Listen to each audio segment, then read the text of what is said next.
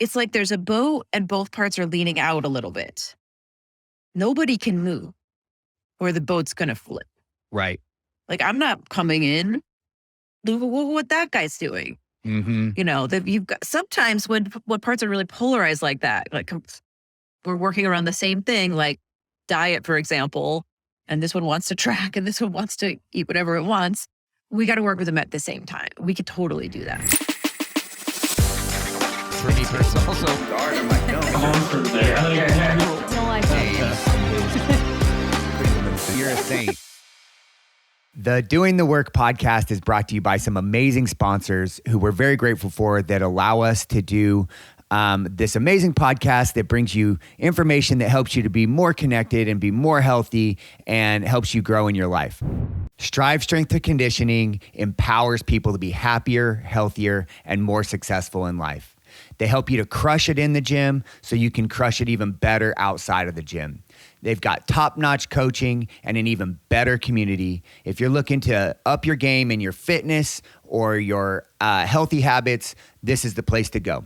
Check them out at www.strivebastrop.com. Welcome to the Doing the Work podcast. I'm your host, Athan Schindler, and I'm excited to introduce you to today's guest. Dr. Jen Patterson is a level 3 practitioner of internal family systems. She is committed to heartfelt, compassionate healing. She's a single mom, a former scientist with a doctorate in biology, and a deep love of the natural world. She coaches CrossFit. She has a dog, 2 cats, and an overflowing handful of chickens. Please join me in welcoming Dr. Jen. Dr. Jen Patterson is a good friend of mine. I've known her for a long time, and she has helped me personally for quite a while now. And I have always been fascinated with your work, Jen.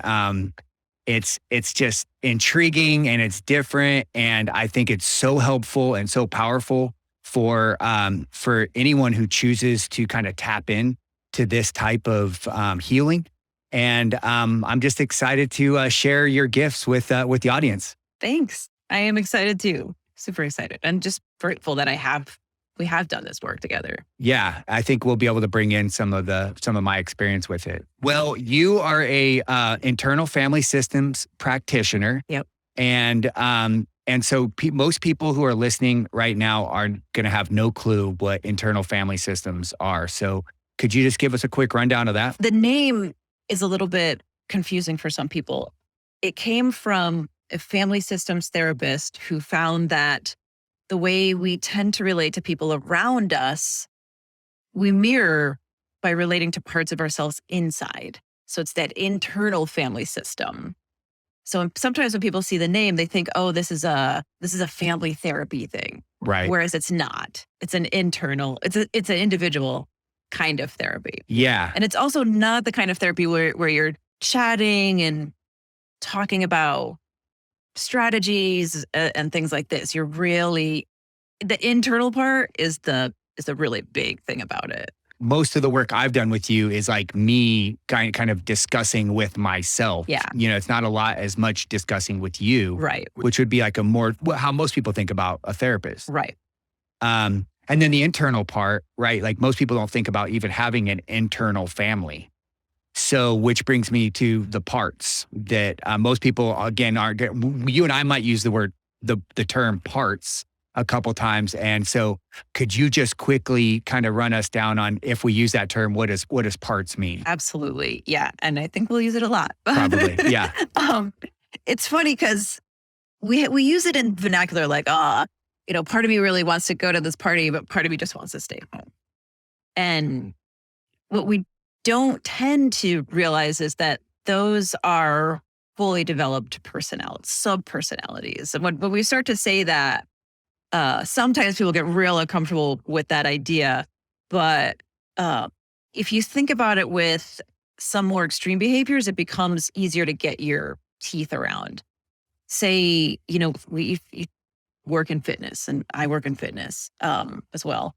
When someone says, I want to get my nutrition right, but they know that they tend to binge, for example. part of them, the part of them that's talking to you about those goals and I want to do X, Y, and Z, and these are the results I want. They're in a part that is what I would call a manager part. And we'll get into, I'm sure, the types of parts. But this part that binges takes over and they really don't have any control. They feel like they don't have control. The part of them that takes over to binge is taking over. So when you think about those extreme parts, it's easier to get your head around what we mean by parts, I think. Right. I think we can all identify with being torn on behaviors, being torn on issues. And that's kind of what the parts as internal family systems titles and kind of identifies. Yeah. And as I've been doing work with you personally, I've kind of like began to identify how parts are made or how parts are created or where they're born. But could you give us a more professional answer than I would probably say? Yes and no. A lot of this, and we'll talk about what isn't parts at some point, but that gets even more kind of difficult to get your hands on. Hypothetically, the hypothesis is, and I think this is likely to be the case, we're born with parts. We're born divided. We're born multiple. That's how the brain functions. It can't function as one thing. We would not be the complex creatures that we are. Mm. And so when something happens, obviously we're talking trauma, when something traumatic, even a small t trauma happens, a part, whatever part you're in at that moment, we're always in a part for the most part, gets frozen in that time. And common language would kind of call that like a wounded inner child. In IFS, we call it an exile, and we can talk about why we call it that. And then at that time, another part of us can't handle the shame that this present moment inner child is feeling. And so it says, I'm never again. We can never feel this again. This is too much. So I'm going to do whatever, some dysfunctional thing, because like you're 4, you don't have access to good tools. And so we come up with these tools and patterns, sometimes in the moment and sometimes as a reflection of what we see our parents doing. Okay, well, that's the thing I'll do because that seems to be a functional strategy because we don't know that it's not. And that's 2 right there that aren't created, but that their jobs and positions in your life are created then. So you mentioned a second ago, a trauma, and you said it could be a little t trauma or a big T trauma. And so I think a lot of times people, when they think of the word trauma, they think of something like crazy, like something, an extreme violation of your Incest, personal safety. Being beaten. Right. Left and on a the side of horrible the road. accident. Yeah. All different kinds of things. But for most of, from what I've found about my life, and I think what I've learned about a lot of other people, and like what you just mentioned, is when you're a small child, you are marked. I'll say, rather than say traumatized or something like that, you're like marked, and things that you come across in your life can seem really crazy, even though as an adult, when you look at it, you're like, oh, that maybe it's not as big of a deal. So can you, I actually talked to some clients. Can I use your stuff as an example before we did this? So I'm going to just say some that I know I can use. And we'll also talk about what the session looks like. We don't start with the inner child. We don't go looking for the inner child, but when we do find it. And there's one incident where this little boy is at school. I don't remember if he was 6 or 7. It was an early grade. And there was a pencil somewhere. He doesn't even remember. This moment didn't come up where it was from, but it was like a pretty pencil. You know how pencils can be. Mm-hmm.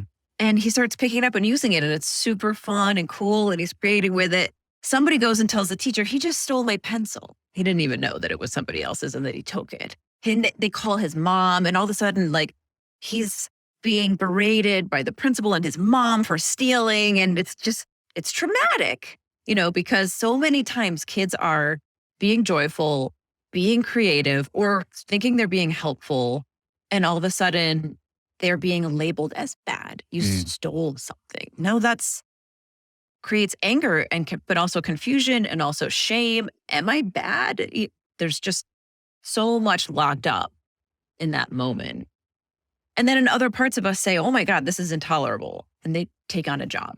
So then in that moment, he probably created some sort of, part of him or her that decided they were gonna fix that situation somehow. Yeah. Yeah. And and that's kind of, and whether people know it or not, what I'm learning is like that's how our behaviors, most of how our adult behaviors, things that we do, that's how they're created. And a lot of times they are helpful. They get us to where we are in adulthood, and many of the things, like you mentioned, something that might be seemingly dysfunctional, created by a 4-year-old or a 6-year-old or something like that, like our limited experience and mental capabilities and all different types of things. But it also gets us somewhere Totally. until it doesn't anymore. Yeah. And so I'm kind of curious about what types of behaviors or things, when people come and seek, internal family systems intervention of some sort, like what types of things might they be dealing with? Is it always behavioral or? Sometimes it's feeling disconnected from people or themselves or their body, kind of like this. It's funny because there's this story that avoidant people don't seek help very much. But I find that they do. Like, people want to be connected to other people and they want to be connected to themselves. So that's a big one that's not like a tangible behavior necessarily. Also, something like depression isn't a tangible behavior, or anxiety.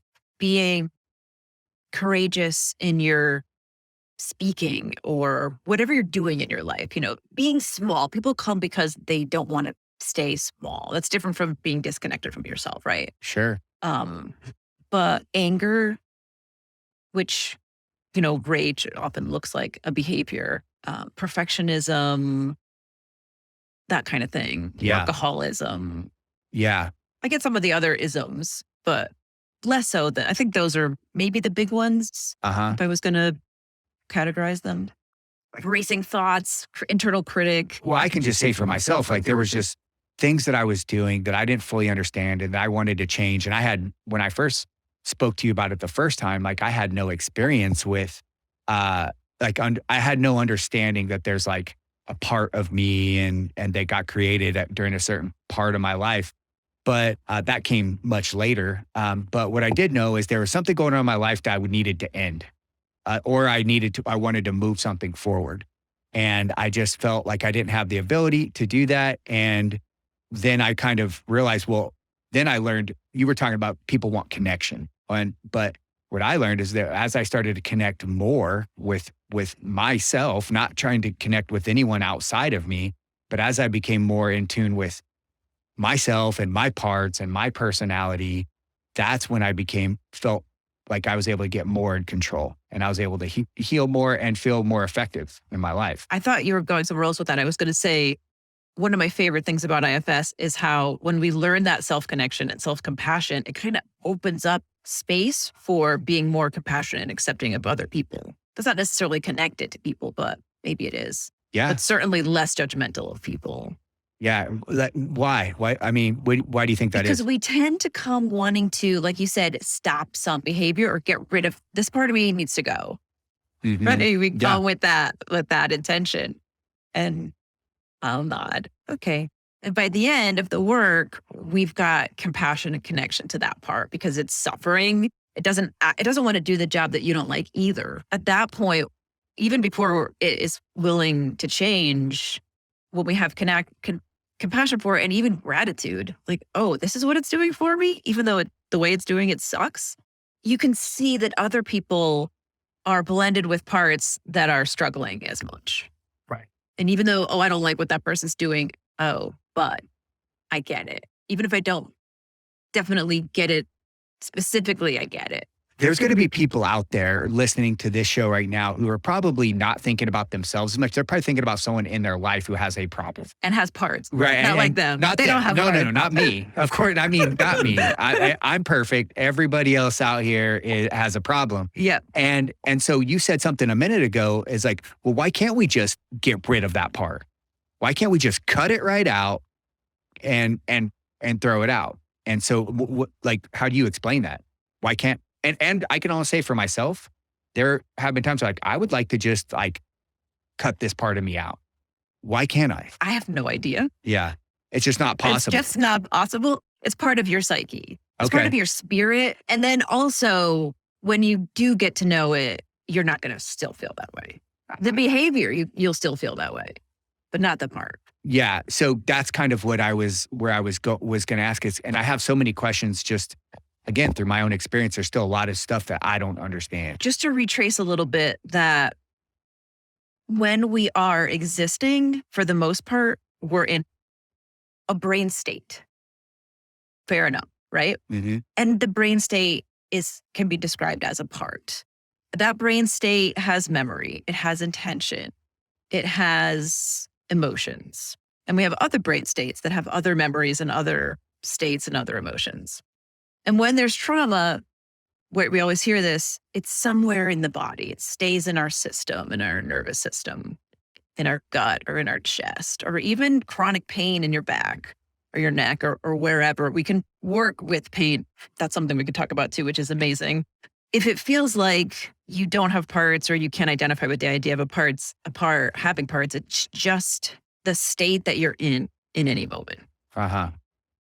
Almost entirely. I keep saying almost, and we'll get to that. But when I was doing my level 1 training, which is like 6 3-day workshops over the course of a year or so, we had something called home group. So at the end of every day, we would get together with the same people for the whole year, 8 or 10 people or whatever it was, and just talk using parts language. Using parts language, I'd say, okay, a part of me was a little worried just now that the listener might not get this. So that part really wants to say something, and I'm going to speak for it. And so when we get together with when I get together with other practitioners, that's how we talk. For the most part, which we could slip into really easily and slip out of really easily. So I'll never forget the first weekend, there was a woman who sat next to me. Her name was Ijoma. She was from Dallas, and I absolutely loved her. And when the woman one of our lead trainers was going through the syllabus for these 6 weekends, Ijoma took 6 weekends. She had like not even read through she thought we were coming for those 3 days and that was it. Oh, wow. And so in home group, she happened to be in my home group. We were talking about this again, and a couple of us kind of jumped in. She was hoping to find an IFS person in Dallas, and we were jumping in to try to help her out. And one of the assistant trainers that was leading the group was saying to me, just kind of redirecting the speaking, can we think about the part of you, Jen, that wants to fix things for Ijoma? And I was so bad. I don't know why, but that really triggered another part that was like, withdraw from this. And I just was like silent, like the rest of the time. Completely was that this part saying obnoxious, Now I'm definitely judging that part that came up in reaction to my being told that I was in a part that wanted to fix it for Ijoma. But by the end of that almost year, that was my favorite part of the whole training, just because I learned that I can look back on that weekend and say, oh, of course it was in a part that wanted to help Ijoma. I get that now. And then I was completely flooded with another part that I felt shamed when she said, part of you is trying to fix her.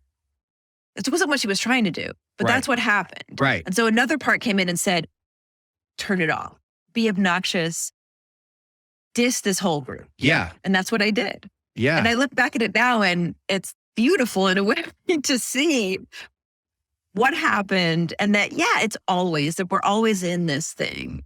Constantly. Yeah. We all do this all the time without knowing it. Subconsciously, we're always acting unless you're like you've done a lot of work and you've just really self-aware, and it's impossible to not be this way all the time. Every response we have, every reaction that we have, every behavior, every habit that we have is born of what's going on inside of us, and people just aren't even aware of it. Yeah. And the switch is so fluid.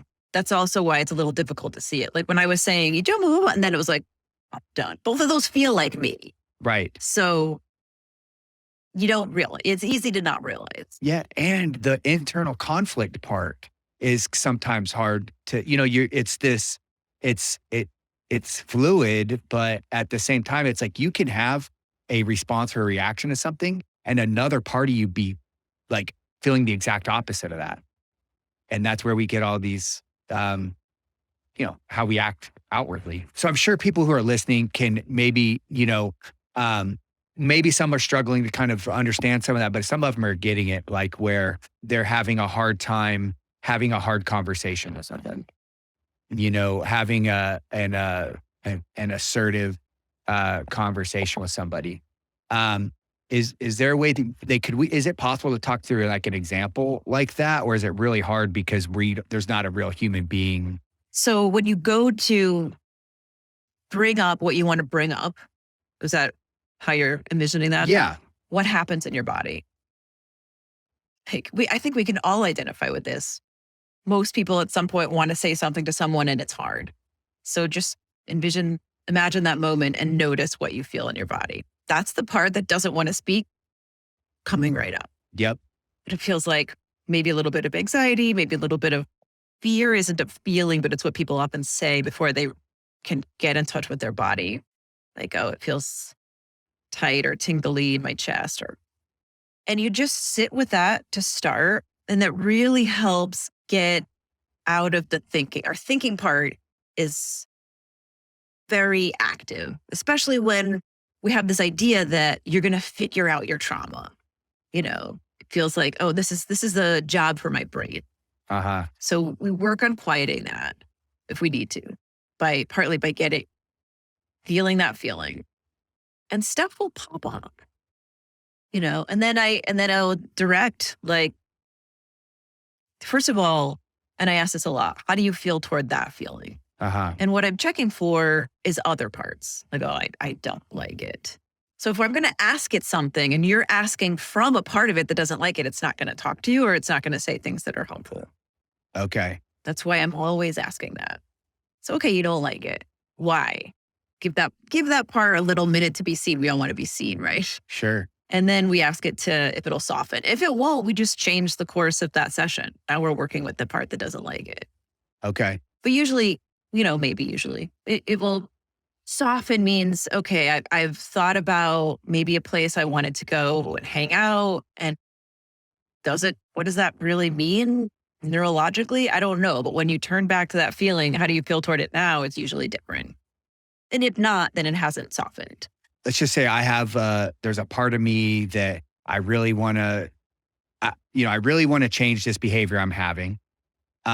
Is it common but there's this inner turmoil, there's this conflict. Is it common that people just won't soften towards a certain part or a certain behavior, that they just won't let it go? Yeah. And with really, really extreme parts, we have to get the rest of the system on board first. Like, say, a suicidal part or a drinking or parts of doing drugs or having affairs, something generally extreme. Mm-hmm. You've got to get the rest of the system on board. That working with that part, most of the fears of working with the part of the rest of the system is it's going to take over. Uh-huh. If I soften and you go close to that part, it's going to take over. So something like suicide is like, okay, if I let you go work with that, we're all dying.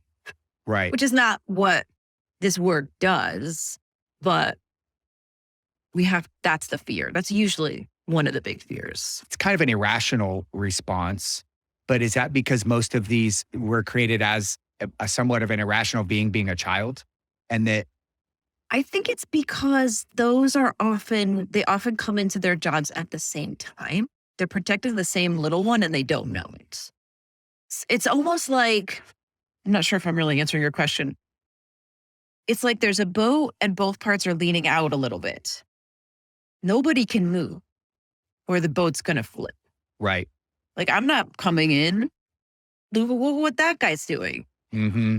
That you've got sometimes when parts are really polarized like that, like we're working around the same thing, like diet, for example, and this one wants to track and this one wants to eat whatever it wants.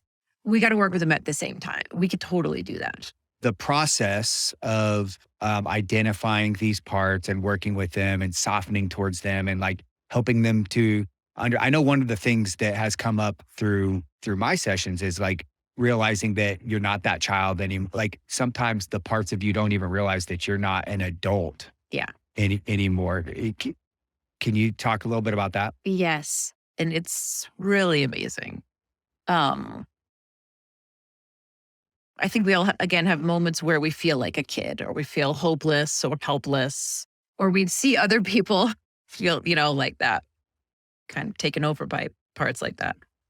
When we talk to them, often, and it'll often come up in terms of softening, like, will this part soften so you can get closer to this young one? And they'll say no. And why not? Well, Athan, for example, Athan isn't capable of doing that. And he isn't capable of handling the feelings of that little one. Okay, well, ask it how old it thinks you are. And it'll say 6 or something. Of course, well, it thinks a 6-year-old can't handle this situation. Right. And so often I'll ask you or the person to have this part look at them and then update that. Like, what is your age? Show them a movie. Show them a picture of your driver's license, something, a movie of something in your current life that demonstrates your age. And often they'll be very surprised.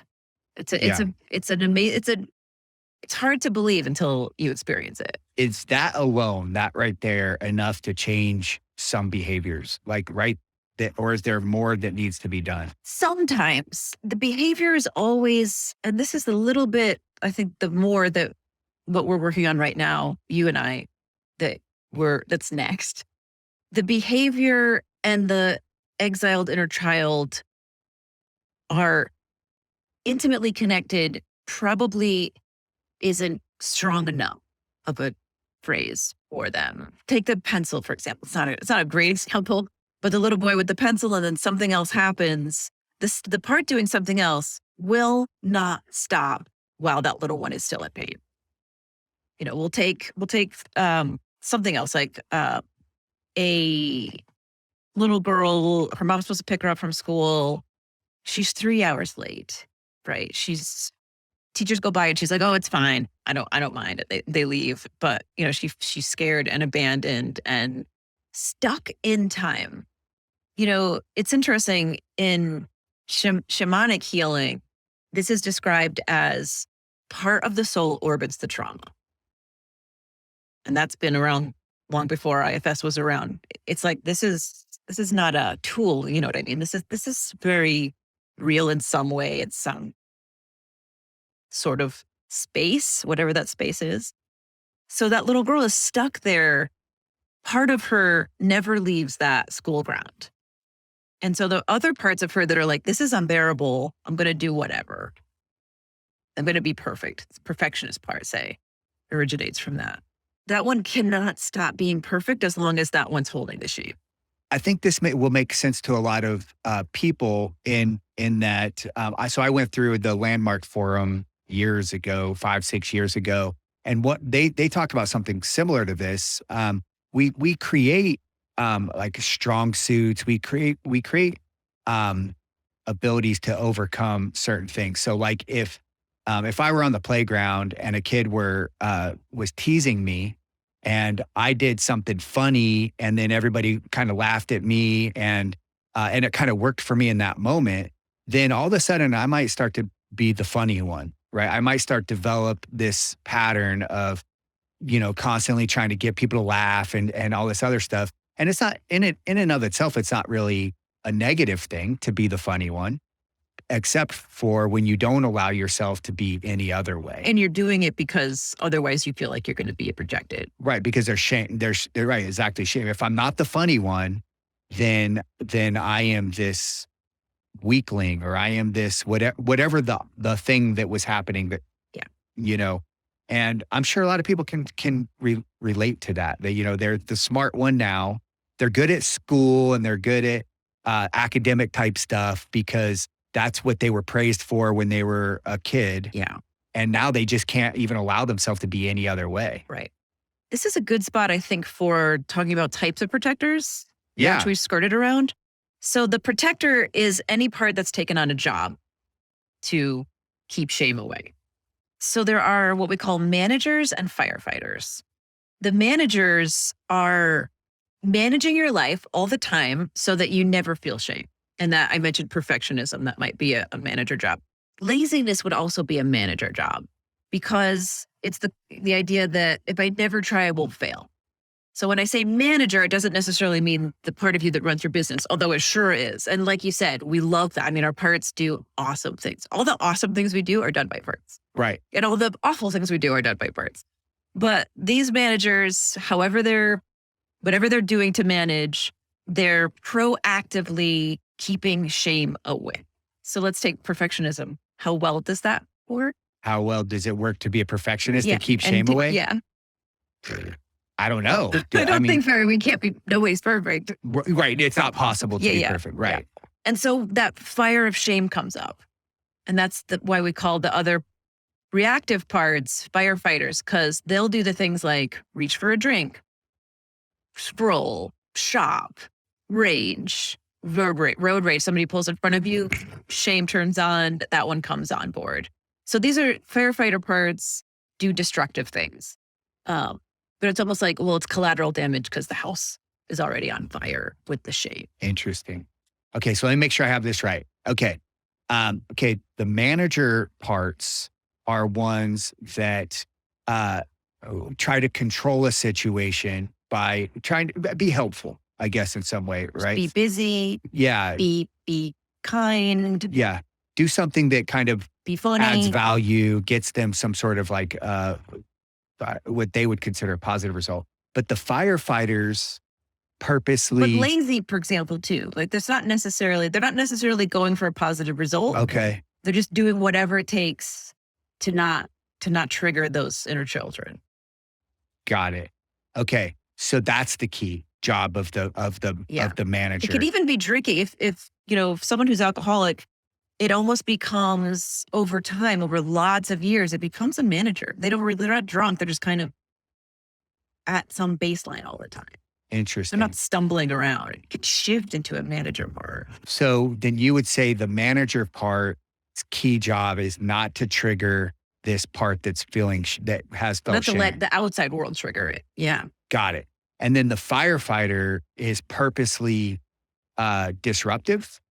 The shame is already there, so it's doing what it can to make the feeling of shame go away. Tell me again the types of behaviors that you would call firefighting. I would go back to my tuning out. The assistant trainer said something about my wanting to fix it part. Okay. And I was like,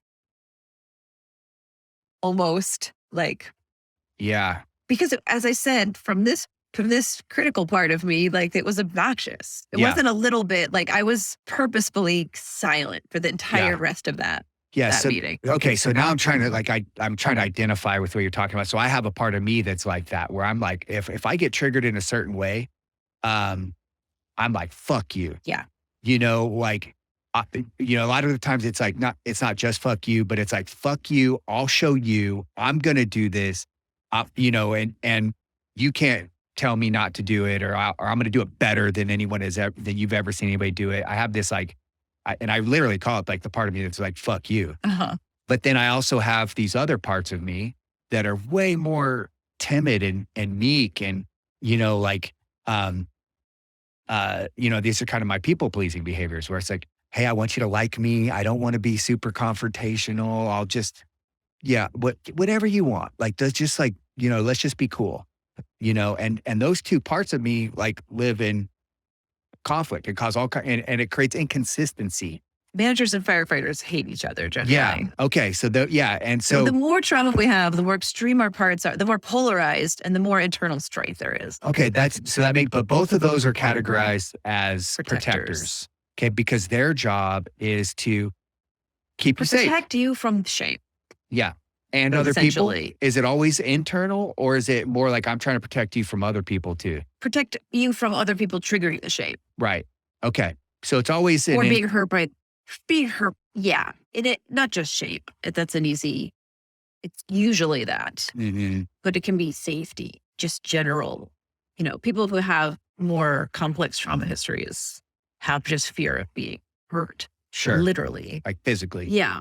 And then you've mentioned a couple of times, little ones, you call them exiles and things like that. How are those different? They're the ones that are frozen in the time when something bad happens, whatever that is. And they're holding what we call burdens, beliefs that I'm worthless, I'm unlovable, I caused this, everything's hopeless.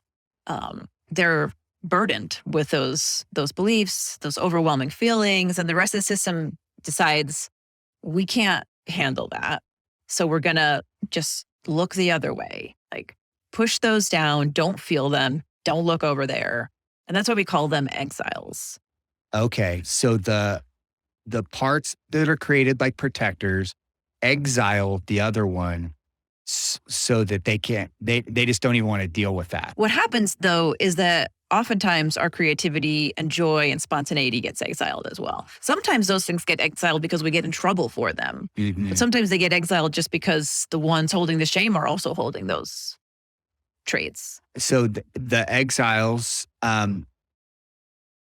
they don't have, do they have a job? There is no job for them. Okay. So they just, I'm still having a hard time wrapping my head around that part. Can I use one of your examples? Yeah.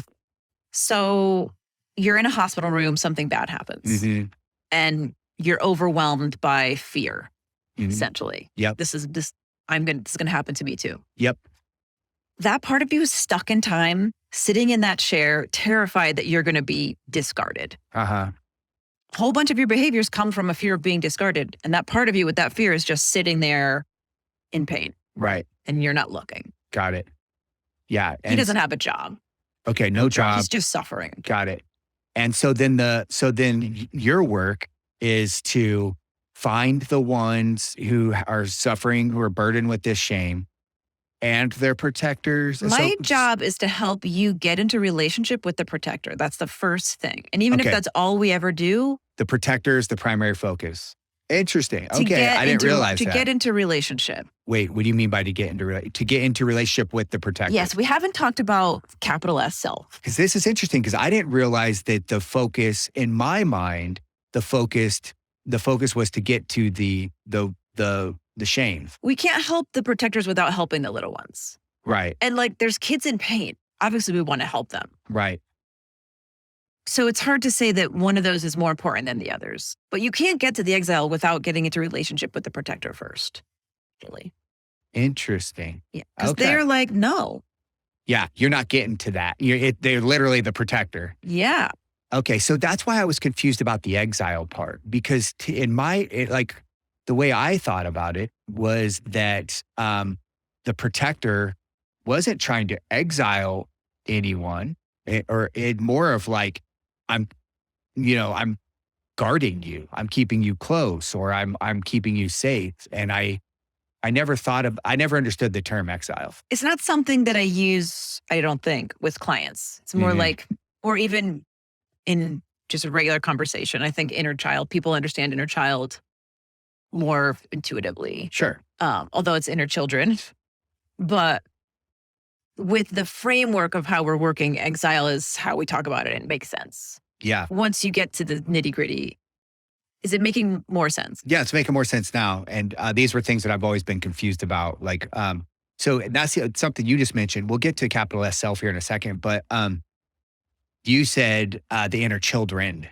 And that's a weird thing because we generally, I think people maybe listening or are thinking like I have an inner child, and that's like there's one version of me in I guess people probably think inside of me there's one version of me who is a younger one.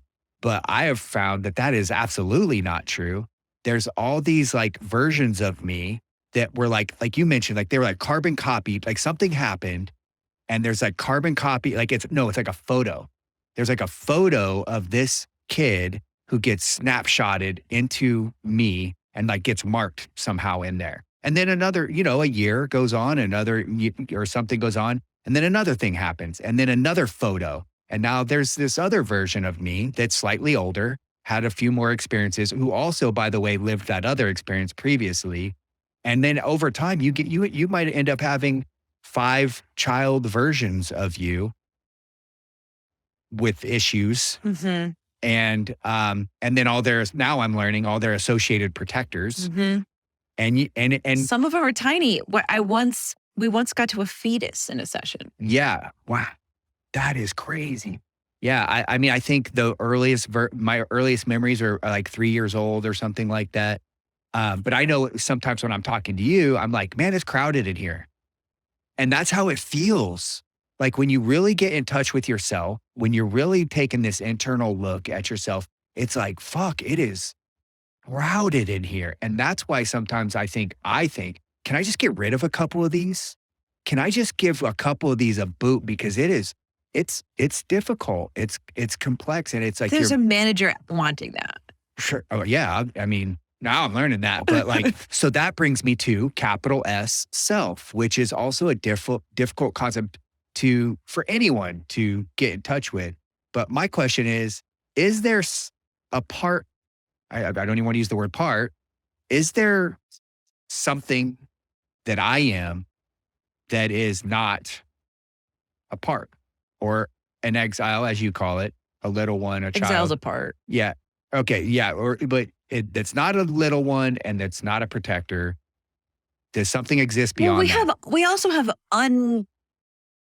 traumatized parts. Like we're talking about traumatized parts are protectors and exiles. Yeah. But what if you have a perfect childhood, which doesn't exist? But let's say you did. You wouldn't be non-existent. You would have parts that are doing what they want imagine yourself perfectly healed. Again, what does that mean? Okay. You now have parts that are untraumatized. Your exiles are unexiled. Your protective parts are no longer protecting. They're just doing their creative things that they want to do. See, this is so like difficult for me to grasp on, hold on to because, well, one, I've been operating under the assumption that I don't care how perfect your life looked from the outside, that it's just degrees of, like we talked about little T trauma earlier. You mentioned a pencil thing, which isn't, you know what I mean? Like, which. But you think of that. Your mom comes to school, there's like a trial practically, and you were just playing. I'm not discounting it. But what I'm actually saying is like, I don't care how perfect your life looked seemingly, that none of us escaped childhood unmarked. Yeah, I was just saying as an unreasonable analogy, an unreasonable thought experiment. Okay. Everybody has some trauma. So then you said something a minute ago that also like, I'm going to have to think about this for a second. That, well, you got to understand, people listening to us right now think we're fucking crazy. Right? Like people are listening to this thinking I'm fucking crazy because I have like all these people living inside of me. Yeah. And I'm just saying this is my real experience. I find this to be true and it's been massively helpful for me. So whatever anyone's thinking, but you just said unburdened. You said something like we heal ourselves. But I haven't been thinking about it like that. I've been thinking about it like, no, that snapshot, like I just said, there's a snapshot version of me inside of me that had an issue. And I've always just thought like that snapshot version of me is always going to be there. Think about the hospital one again. Yeah. And I know we referred to that. We haven't said what happened there. Yeah. We got him out of there into an art room painting. Yes. But that's, in my mind, when I envision it, it's still the same kid. He's the same kid. Yeah. But he's not carrying the burdens that I hope, if we did that as fully as I think we did. Yeah. He's no longer carrying this burden that I'm disposable. Right. Essentially. Right. Yeah. So for people listening, this is just this is what happened when I was around 7 or 8 years old. My mom had a child and chose to give that child up for adoption. You were in the room when they handed her to the nurse. I was in the hospital when they handed her to the nurse. And what really happened there was my mom made an adult choice to do something good. My 7-year-old version of myself made it about me. And I thought that I had done something wrong. It's totally normal and healthy for kids to make everything about them. Yeah. And I get that now. But I'd been living almost 40 years operating differently. And so, yeah. So the work that Jen helped me to do was to like get in touch with that. I didn't, get in touch with that part of me and then figure out what parts were protecting that kid and what kind of behaviors I had created in that process. But that's not what we did, right? We started with the protective part and it showed us that was the one that it was protecting. I mean, I guess thinking back now, I realized that's how that happened. Yeah, we didn't go in looking for him. Once I resolved the problem, I almost just don't think about it anymore, but that we at least in the short term, you want to be checking in on that little one. Sure. So they stay in a good place. I want to go back to the self part before, because I have other things that I want to ask about. But so what you're saying, there is a part of us that is not. There can be. Imagine, again, if we're born a multitude already and trauma happens, parts will take up jobs in response to that trauma, and some parts will be exiled. Other parts might never be touched by it. I'm probably not in a part right now that's traumatized. Right. I feel comfortable with you. I'm having fun. I'm talking about something I love. I don't feel like I'm doing this for, when the part of me that got me here there were different parts that were interested in doing this. And one is like, oh, well, maybe I'll get some business, but that's not the part I'm in right now. Right. That's interesting. Yeah. The best that we can hope for, the best that I can hope for, is that I will begin operating as an unburdened, I like to say unchained. Like I sometimes feel, I feel chained. Yeah. It's like something I'll commonly say.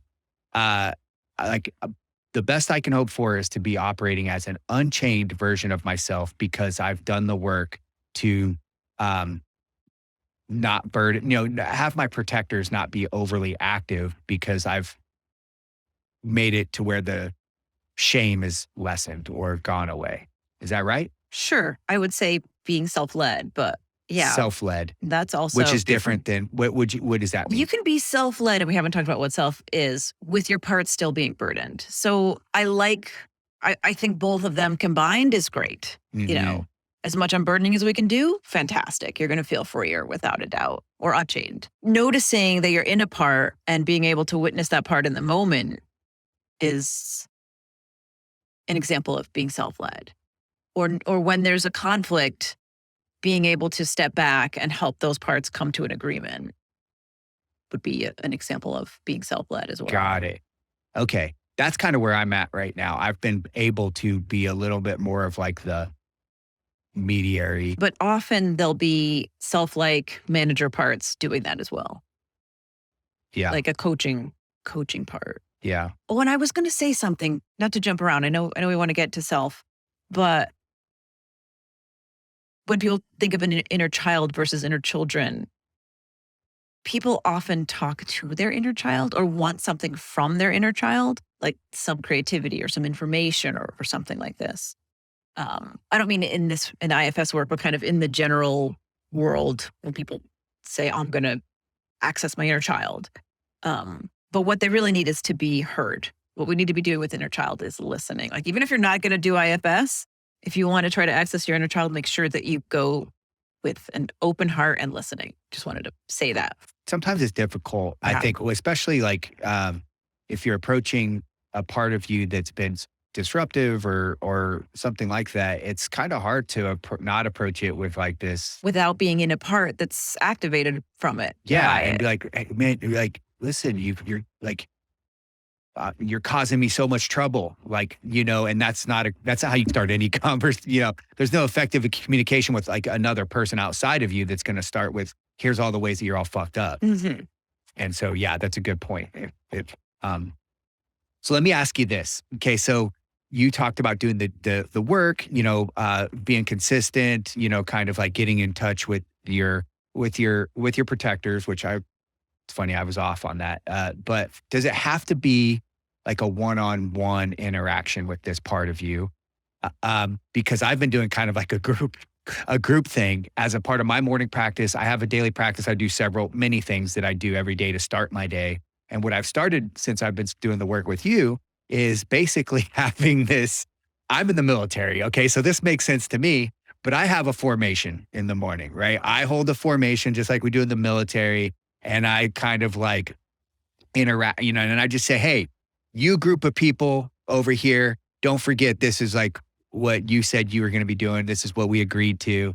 And you group of people over here, you've got these other jobs that you said you were going to be doing because we don't need you to do those other jobs. And then it's kind of like, then it's like, okay, ready? All right, everybody's good? Okay, formation dismissed. And I move about my day. Mm-hmm.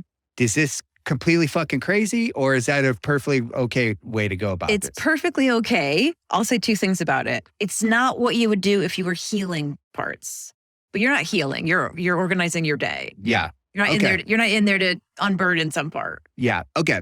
One thing that I do with the kids, not to cut you off, but we have a group hug, right? It's like reminding the kids inside of me, like you're loved, you're seen. You have me. You have. There was a lot of people in here helping you, and so that is a part. That's my daily healing. That's kind of like my self. My self-appreciation and my self-love or whatnot. Yeah. I'd still say it wouldn't be, I wouldn't call it heal it. It's healful, but you're not trying to get them out of some bad situation. Right.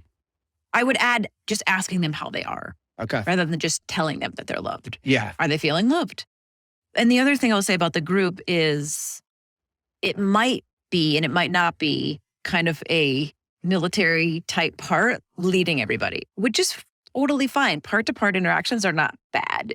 Yeah, that's the part where the self, the capital S self, I'm obviously, it's going to be a lifelong endeavor for every single human being to try and like identify what that is.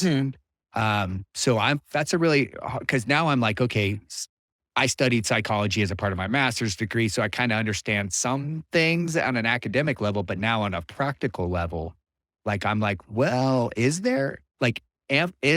capital S self really not like a one being kind of thing, but it's like a combination of aspects of me that creates this self? That's me asking this question to me. Does IFS answer that, or do you have thoughts on that?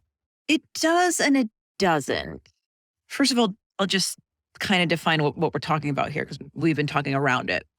When all of the parts relax, an energy emerges, which is calm, connected, courageous, creative. There's clarity. They're all the C words. It doesn't have an agenda. That's arguable about an agenda to heal. When you're in that state, you are open-hearted. There's inherently compassion, and witnessing becomes easy. Because when someone starts telling you a problem, often you want to fix it or you want to allay even just to make them feel better. But that's kind of exiling. We're trying to make their pain go away. It's not witnessing. And when we're with that wounded inner child, specifically with the protectors on a day-to-day basis, like what you're doing, if that's not self, as I said, that's totally, there's nothing bad. It's great. But when we get to an exile, a little kid who's trapped in a traumatic situation, the only way to really witness them, they need to be known that they're felt, not just understood, but feltedly understood, if that makes sense. Do you feel what I'm feeling? Do you understand it enough that you can feel it? Yeah. Because you've been pushing away these feelings your entire life. I need you to feel them. And then they're like, can I get out of here now? We get them out of there. We help them get rid of the burdens that they're holding, like I'm worthless, whatever. They could take it right out of their body and take in something good. We need to be in this open-hearted, compassionate space in order for that to happen. What is it? Every religion apparently talks about this state. The goal of meditation is this. It's supposed to be really hard to get to, but we'll just ask parts to relax. It emerges, whatever it is. And I know we've talked about, can I say this? Your experience with psychedelics in healing. Yep. That state. I haven't done it, so I haven't experienced it. Yep. But I think that is a good comparison. That kind of egoless state is self. But there is self energy, which is this compassionate, clear, courageous energy. And this will make it even more confusing. You're going to hate this, I think. All of our parts have parts and self. So you can have, I'm not so much concerned that there's 100% self before I go to a little one. I want enough self energy, which is as much as I can get. Okay. Sometimes we'll go forward when it's not 100%. Yeah.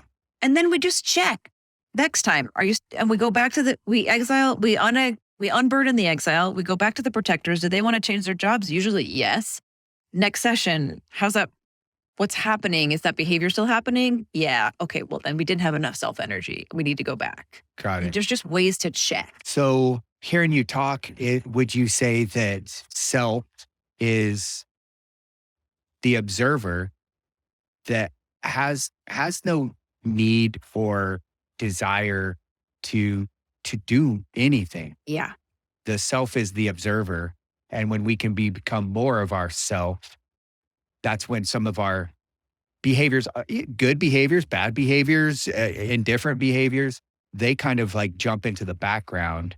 And like you said, meditation's probably a perfect example. Meditation can be a bypassing too. Lots of managers like meditating. It makes the pain go away. Sure. Ignore the inner critic. Oh, interesting. Yeah. So all those parts we don't like, we're going to ignore them. We're going to ignore them. We're going to ignore them. So is that a firefighter? I would say that's a manager. That's a manager.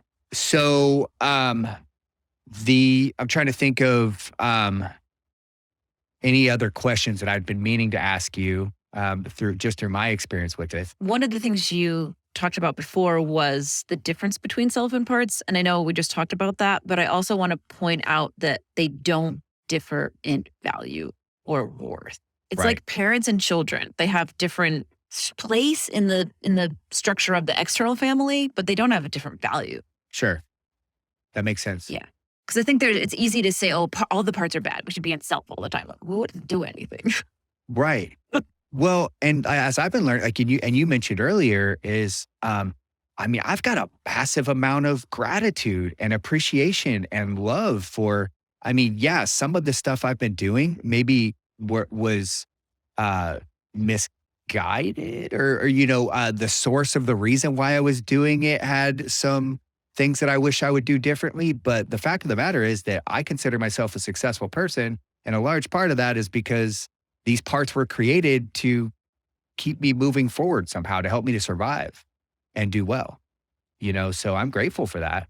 And it's nice that's the thing I was mentioning earlier. It would be nice to know that I could be a little more in the driver's seat of it, that I could choose certain ways of being more than it be like on autopilot, or to be an automatic or a constant default, even when it's not working for me. Right. That's the part that I'd like to be a little more, in control of, I guess. I have this example I use. It was maybe a year ago. My son, who would have been 13 at the time, came out for breakfast one morning, and he slammed his bedroom door, and not slamming, but kind of just in that angry mode, which he is not like that at all. And my first reaction, like, what the hell? And even though there's no one watching, there's like this part that's judging my parenting. Like, I need to be on top of this, And then I thought, okay, what's happening for me right now? Like that. Okay, how am I feeling about what I'm supposed to do as a parent? Is that really, that's about me? And he's eating his breakfast, and I'm just being with my parts who are reacting to what's going on, because it's continuing. Like, I don't know what's going on, but something seriously is going on the whole time he's eating. And I'm just like being with all my reactions, not letting them act, but letting them feel, and kind of just noticing and taking note of it. And then he goes in his room, and I get all those parts to soften. And I go in there. I think I just laid down on the floor. And a few minutes later, he's like, I'm sleeping in a good schedule, and I'm not eating right, and I'm not getting any exercise. It's like, oh, do you want to make some plans around those things?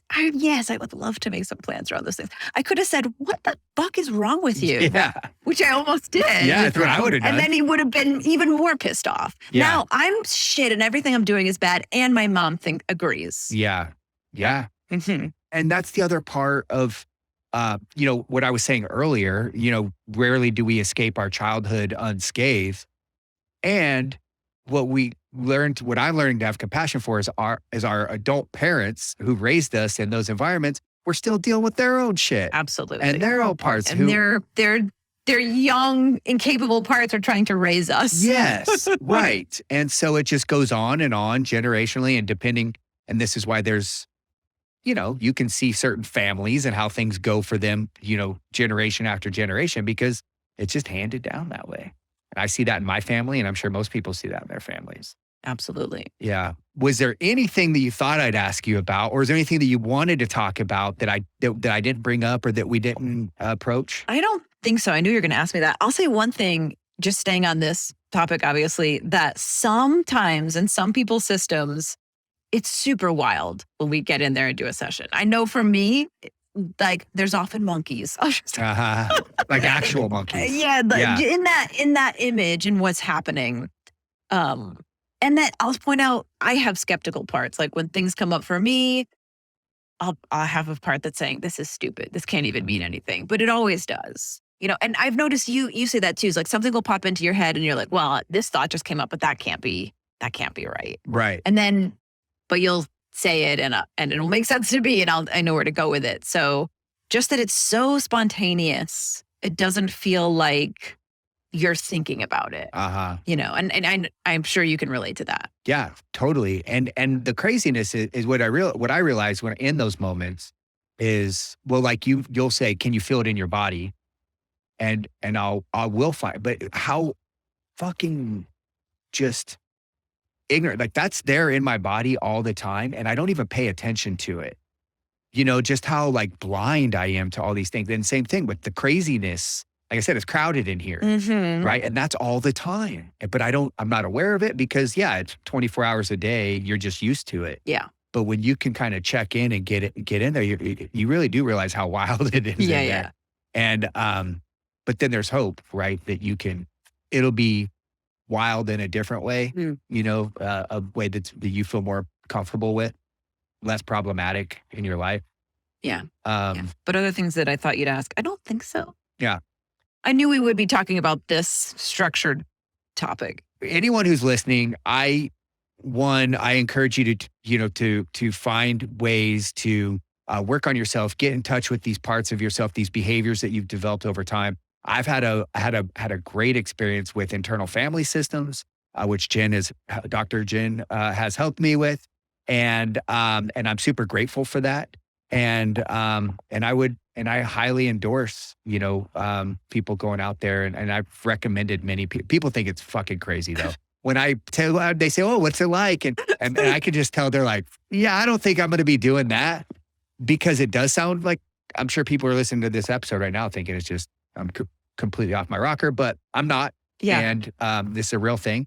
And I do think people should give it a try. Mm-hmm. So that's how I'll end it, with just tons of gratitude for you and the work you've chosen to do and for the people that you're out there helping to become less burdened. It's just, I'm just really, really grateful for that. Glad. I'm grateful too. I mean, I was with you at the gym when I learned about IFS, like the whole process. Actually, I was still in the training. You were the first person I did a session with. It was a practice session. Yeah. That wasn't learning IFS. Like my first, you don't know the model of we're just going to try it anyway. Yeah. Yeah. And here we are. We're still, moving forward. And it has been, we didn't even talk. Maybe we'll get you on the show again. Cause I know we're getting to the end of to this episode, but you now are trying to figure out how to do this as a business. You're doing this for a living. Oh, I am. And I know you are. And what I'm saying is that we probably could have talked about a bunch of business stuff. Oh, right. You know what I mean? Like, because you're so, okay, that's where we'll end this. You have to follow Jen on Instagram. But I've hardly been keeping up with it. Her content is so good. She puts a lot of little videos on there where she talks about these issues and it's super educational. You'll get a much better feel for what IFS is. No, don't be insecure about it. It's not. It's really hard to talk about IFS in a short bit. Well, so you really don't talk about. They're like psychology stuff. Yeah, and I wouldn't say. Yeah, I was about to say you don't really say the term IFS or talk about parts that much. It's just very helpful content about if anybody who's struggling with any type of behavior or anything like that. So. Say your I don't want to mess it up. It's wholeness with a W .uncovered. That's okay. Is the Instagram. Yep. And then my website is wholenessuncovered.com without a dot. Got it. So we will put that in the notes. We always put the how to find you in the show notes. So we'll put that in there. Definitely follow her and check her out. And thank you for being on the show. Thank you. It's great.